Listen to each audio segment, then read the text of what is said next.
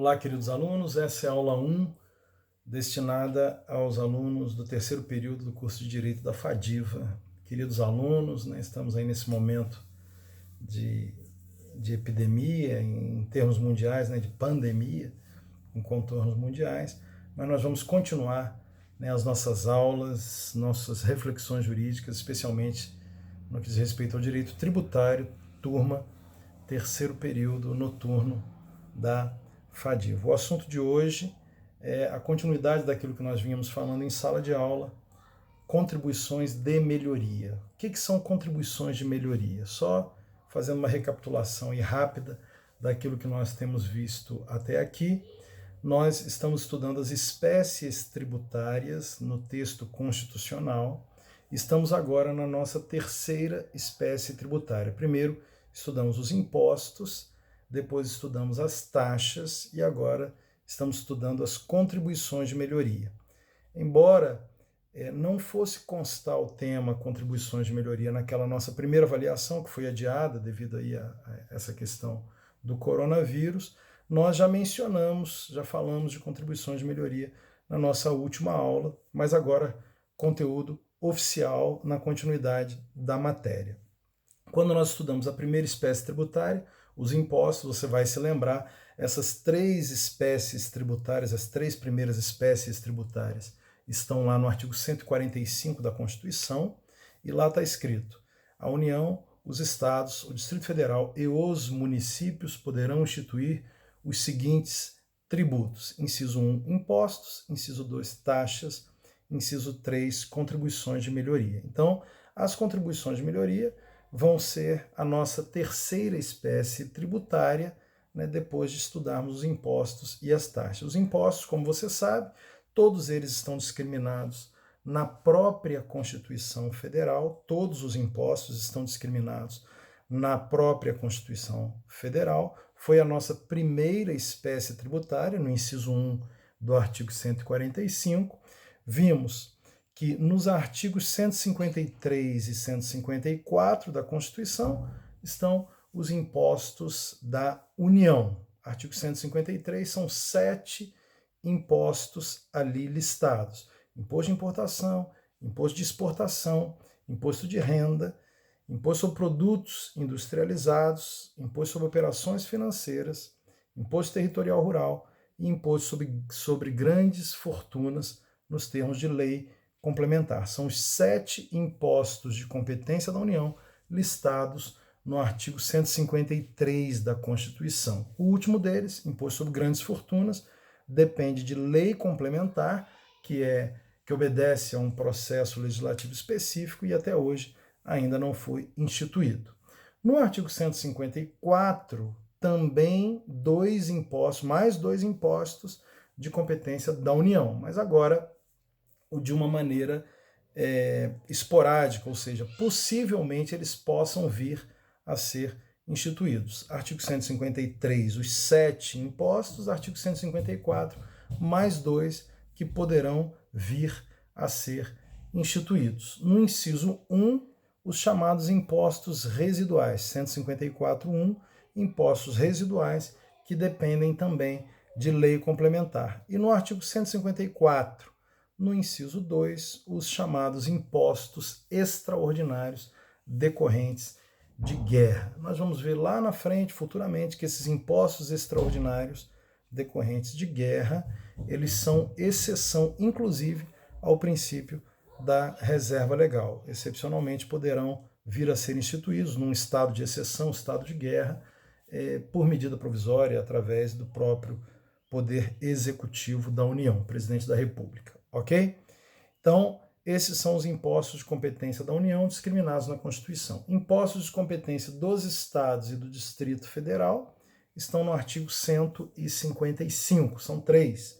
Nós vimos imposto sobre transmissão não onerosa. O que significa isso? Imposto de transmissão causa mortes, a opção é causa mortes, ou imposto sobre doação de quaisquer bens ou direitos. Então, tanto o imposto causa mortes, quanto o imposto sobre doação de quaisquer bens ou direitos, competência dos Estados e do Distrito Federal, previsto no artigo 155, inciso 1 da Constituição. No inciso 2, o imposto que representa a maior receita para os estados, imposto sobre circulação de mercadorias e serviços. Lembrando que são apenas 2 os serviços tributados pelo ICMS, Imposto sobre Circulação de Mercadorias e Serviços, artigo 155, inciso 2 da Constituição, competência dos estados e do Distrito Federal. Quais são esses 2 serviços? Serviço de transporte e serviço de comunicação.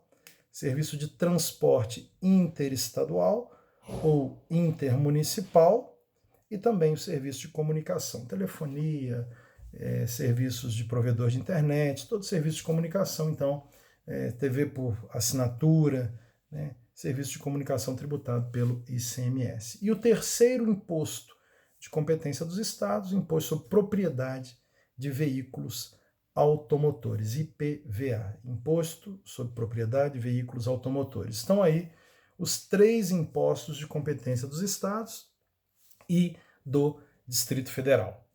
No artigo 156, nós temos os 3 impostos de competência dos municípios, que nós já vimos em sala de aula, que também são de competência do Distrito Federal. Por quê? Porque o Distrito Federal acumula a competência legislativa de estados e municípios. Os 3 impostos de competência dos municípios são, inciso 1, IPTU, Imposto sobre Propriedade Territorial Urbana, prédio e terreno em zona urbana, são tributados pelo IPTU municipal, 156, inciso 1. Depois tem o ITBI, no inciso 2, Imposto sobre Transmissão de Bens Imóveis, lembrando que essa transmissão é a transmissão onerosa, compra, venda, alienação, etc. Então, a transmissão onerosa de bens imóveis, porque nós sabemos, se for não onerosa, causa morte ou doação, será de competência do Estado através do ITCD, mas a transmissão onerosa de bens imóveis, competência dos municípios, 156, inciso 2. E, finalmente, no inciso 3, imposto sobre serviços, ou imposto sobre serviços de qualquer natureza, ISSQN. Lembrando que vão ser excluídos desses serviços aqueles serviços que foram tributados pelos estados através do ICMS. Serviço de comunicação e serviço de transporte interestadual e intermunicipal ficou lá no ICMS, portanto, não poderão ser tributados pelo ISS. Os demais serviços, todos eles constando em lei complementar, particularmente a lei complementar que define a lista de serviços de competência dos municípios, né, do ISS municipal, é a lei complementar 116. Então, estão aí todos os impostos discriminados na Constituição. Competência da União, 153, 154 da Constituição. Competência dos Estados e do Distrito Federal, artigo 155. Competência dos municípios, artigo 156. Outra característica importantíssima dos impostos, que nós batemos e debatemos em sala de aula, é o fato de serem espécie de tributo ditos não vinculados. O que significa isso? O produto da arrecadação dos impostos não é previamente destinado a uma aplicação, a uma finalidade, a um benefício específico favorável ao contribuinte. Então não há uma vinculação entre o produto da arrecadação e uma destinação específica, vide artigo 16 do Código Tributário Nacional. Então está aí dito, né, as principais características dos impostos e a principal característica dos impostos, o fato de serem tributos não vinculados e também, né, toda a discriminação, a competência constitucional para a instituição dos impostos definida na Constituição. Depois estudamos as taxas, aí a gente volta lá para o artigo 145, né, e estudamos as taxas que estão mencionadas no inciso 2 do artigo 145. Taxas são instituídas em razão do exercício regular do poder de polícia, a definição do poder de polícia nós vimos lá no artigo 78 do Código Tributário Nacional, o que é poder de polícia, né? O Estado intervindo, limitando, disciplinando, liberdades individuais em prol da coletividade. Poder de polícia, a definição está no artigo 78 do Código Tributário Nacional. Taxas em razão do regular exercício do poder de polícia ou pela utilização de serviços públicos. Essa utilização pode ser efetiva ou potencial, ou seja, ainda que o contribuinte não utilize determinados serviços, né, que deem seja a cobrança de uma taxa, né, ainda que o contribuinte não utilize, a utilização meramente potencial, ou seja, se esse serviço for pelo menos colocado à disposição do contribuinte, já legitima a cobrança dessa taxa de serviço público.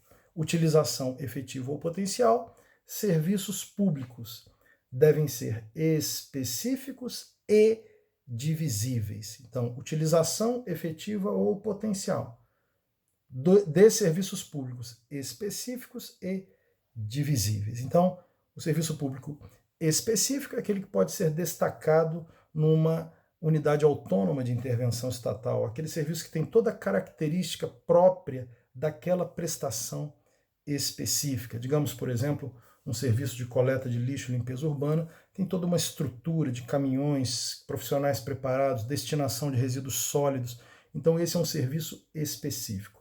Divisível é quando é suscetível de utilização separadamente por cada um dos seus usuários. Lembrando que a súmula vinculante número 19 disse que a taxa de coleta de lixo e limpeza urbana é constitucional, não viola o disposto no artigo 145, inciso 2 da Constituição. Ao passo que não se pode falar, vocês vão lembrar que nós discutimos isso em sala de aula, em taxa de iluminação pública. Não existe taxa de iluminação pública.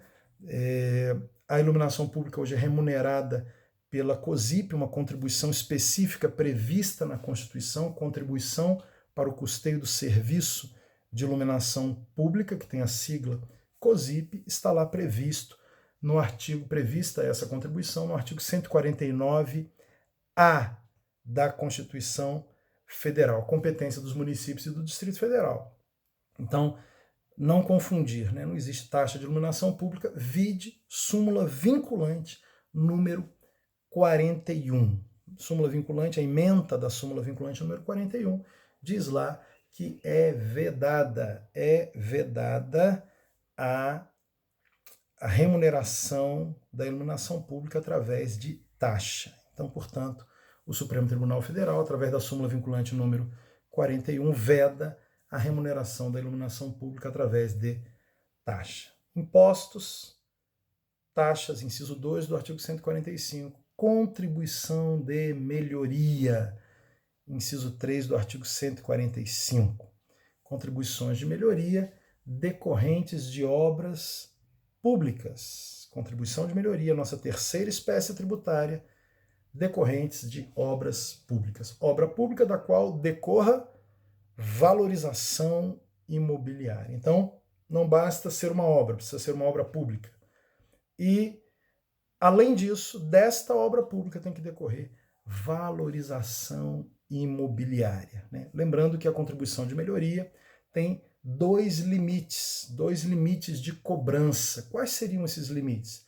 O chamado valor total da obra, um limite, quer dizer, a cobrança limitada pelo gasto daquele ente público, daquela pessoa política que virá a instituir essa contribuição de melhoria, o tanto que ela gastou nesta obra limita o valor possível a ser arrecadado. Digamos, né, a prefeitura gastou 1 milhão para um determinado asfaltamento, para confecção de uma determinada praça, arborização, etc. Os imóveis ali no entorno foram beneficiados. A prefeitura, nesse caso, não poderá arrecadar dos proprietários dos imóveis beneficiados contribuição de melhoria que importe numa arrecadação superior àquilo que ela gastou na obra. Então, o primeiro limite é ditado pelo valor da obra. Não se pode arrecadar mais do que se investiu, se gastou naquela obra. E o segundo limite de arrecadação de uma contribuição de melhoria está na valorização individual do imóvel beneficiado pela obra pública. Como assim? É um limite individual. O ente político, a pessoa pública, pessoa jurídica de direito público, não pode cobrar do proprietário do imóvel beneficiado pela obra pública mais do que a valorização daquele imóvel. Se o meu imóvel valorizou 5 mil, 6 mil, 10 mil, é claro que isso é através de planos publicados oportunamente, planos de obra, né, raio de imóveis beneficiados pela obra pública, tem uma série de fatores a serem respeitados, sempre através de lei, porque todo tributo é instituído a priori, a princípio, através de lei, obedecidas, então, todas as determinações, né, previstas em lei para que essa cobrança possa ser efetivada, para que esse tributo possa vir a ser instituído e cobrado, né, obedecido todas as normas legais. Digamos que o meu imóvel seja provado lá no índice de valorização demonstrado, de tal modo que ele valorize 10 mil reais. É claro que 5, 10 mil reais, não importa quanto. É claro que o ente público não poderá cobrar do proprietário, no caso, se eu for o proprietário do imóvel, mais do que esse valor de valorização. Então tem aí dois tetos, um ditado pelo gasto da obra pública, outro ditado pela valorização que da obra resultou para o imóvel beneficiado. Então vamos dar um exemplo rápido e prático aqui. Digamos que haja o custo de 1 milhão de uma obra pública. Aí tiveram 100 imóveis beneficiados com a mesma valorização. Cada imóvel valorizou, digamos, 20 mil reais. 100 imóveis. Ora, se eu for cobrar 20 mil de cada proprietário, né, claro que é um exemplo didático, hipotético, mas se eu for cobrar 20 mil de cada proprietário, eu vou arrecadar 2 milhões. Não posso cobrar 20 mil. Ah, mas meu imóvel valorizou, o imóvel do contribuinte valorizou 20 mil, nós vamos cobrar 20 mil. Mas peraí, se cobrar de todo mundo 20 mil, dos 100 imóveis beneficiados pela obra pública, né, vamos arrecadar 2 milhões. Não pode. A obra custou 1 milhão, então esbarrou no teto, no primeiro teto, que é o valor da obra. Por outro lado, se o meu imóvel valorizou apenas 5 mil, nesse exemplo que eu estou dando aqui para vocês, né, 100 imóveis valorizados a 5 mil reais, nós teríamos aí 500 mil reais. Não faria face ao custo da obra. 500 mil, a obra custou 1 milhão, e aí, vai poder cobrar mais? Não. Só valorizou 5 mil cada imóvel beneficiado. Esse é o teto da valorização individual. Ou um ou outro. Valorizou apenas 5 mil, ali está o teto, valorização individual de cada imóvel beneficiado pela obra pública. 100 vezes 5, 500 mil. A obra custou 1 milhão, nesse exemplo que eu estou dando, né?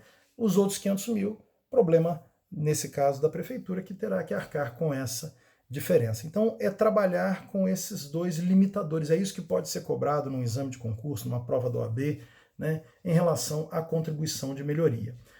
O que você precisa saber de contribuição de melhoria está lá no artigo 81 do Código Tributário Nacional. E no artigo 82 nós não vamos cobrar, mas tem ali algumas informações interessantes, artigo 82 do CTN, né, sobre de como seria confeccionada essa lei desse eventual tributo denominado contribuições de melhoria. Queridos alunos, nós vamos fazer vídeos curtos, em torno de 20 minutos, no máximo, né, 10, 15 ou 20 minutos, e depois nós vamos passar as instruções relativas a esse vídeo, com exercícios, artigos a serem lidos. Vocês vão receber tudo isso aí no nosso material. Com isso, nós encerramos a nossa terceira espécie tributária, né? Fizemos uma recapitulação do que são os impostos, do que são as taxas, e falamos um pouquinho da nossa terceira espécie tributária. Já havíamos falado um pouquinho em sala de aula, mas agora, para arrematar, para alinhavar, né, as três primeiras espécies tributárias, falamos